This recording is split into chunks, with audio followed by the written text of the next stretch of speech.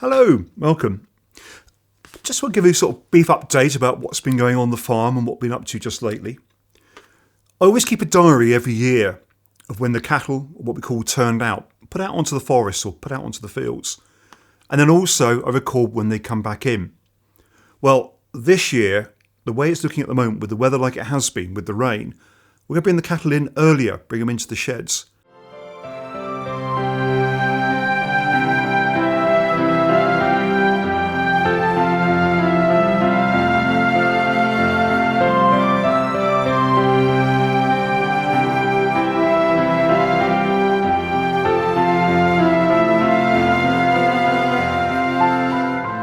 With all this heavy rain we've had, a lot of our fields are on what we call clay soils. They're quite thick, they're quite heavy. And cattle start to poach it. That is, they're pushing their foot down into the soil. These fill up with water, and then in the spring stays much colder, so the grass doesn't grow. So our main job this week has been bringing the cattle back in. Just recently though, in the last couple of weeks or so, we've been putting pigs out for pannage. So we've been turning those out. They're doing fairly well. The old boys used to always say to me that for a good year, you need acorns and you need water. Well, we've certainly got plenty of water. Acorns this year, a bit thin on the ground, keeping an eye on the pigs, making sure they don't go hungry.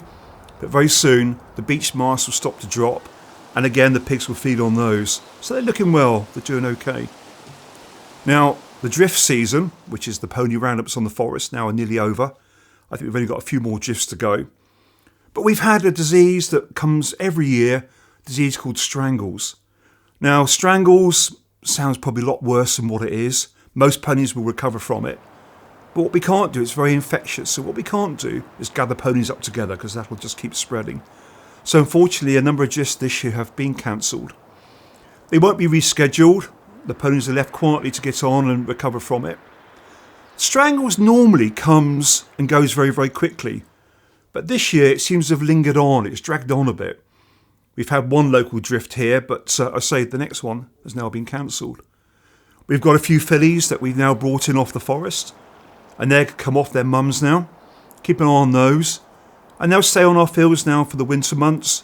And then come the spring, after the stallions have come back in again, with the stallions being turned out, they'll come back in. After then, those fillies will be branded up, and they should be turned out. This year though, William, my son, has actually got his own brand now, and he's brought a couple of ponies. So he wants to start up his own herd, which we're very, very excited about. The other little job that we've been doing on the farm, and I always do it's a bit of what we call an infield job, is just chopping up logs. We have a wood burner in the kitchen. We want to keep that going. Now, in days gone by, we used to have an auger that ran off logs permanently. And so there's always supply of chopping up logs all the year round to keep that going. But one of the important jobs that used to always be done, and I remember my grandmother doing it, is the apples from the orchard, bringing the apples in. And we used to sit around the kitchen table, and my job then was to wrap up these apples in newspaper, each individual apple wrapped up in newspaper. And then we had these apple trays, these big boxes, wooden boxes. And the apples used to be placed on the tray, and then these were stacked in the shed. Now, they weren't allowed to touch, because if they touched, they go off. But these apples were placed in somewhere nice and cool and dry, and then the whole of the winter used to have fresh apples. Although, funnily enough, I always remember the skin of the apples being slightly wrinkled, a bit like a prune in some ways. The apple was fine, but they used to go like slightly soft, so you used to have to sit there and peel them and sort of scrape the skin off. The other job that I do remember her doing, and the smell used to be fantastic, was pickling pears. Now, I remember my grandfather sitting there. His job was to cut the pears in half, to peel them, and I remember my grandmother always saying that the pears end up looking like they were square sometimes. She used to always constantly moan at him that not peeling them properly. But anyway, his job was to peel them, and then with a tablespoon scoop out the core, put them on the side, and then grandmother had these kiln jars, and they had a big glass lid on it with a rubber ring, and the idea was that she used to boil up this sugar and water mixture on the auger, pour it into the kiln jar, push it full of pears, and then put the lid on. But what she used to say was the steam from the hot liquid used to drive out the air, so you used to pop this lid on, put it in the pantry, and we used to stack these up. And then during the winter months, later in the year, I used to go in there, pick one of the out for my pudding to go after lunch, and I used to get it, and it's always popped. So it did used to work. It used to seal very, very well. Used to pop these open, put out half a pear, pour some fresh cream on it, and that was our puddings. Absolutely fantastic. So that was one of the jobs we used to do over the winter months. But I always remember the smells, the smell of the apples in the shed, peeling those pears. Absolutely fantastic. Now on the forest itself, what's going to happen? The forest this time of year, I always feel breathes a sigh of relief, really. We've had the pressures of the summer, the rushing around, the visitors coming to the different places in the forest. But this time of year, everything seems to calm down. Everything settles down. We start shooting very soon. The shooting season starts.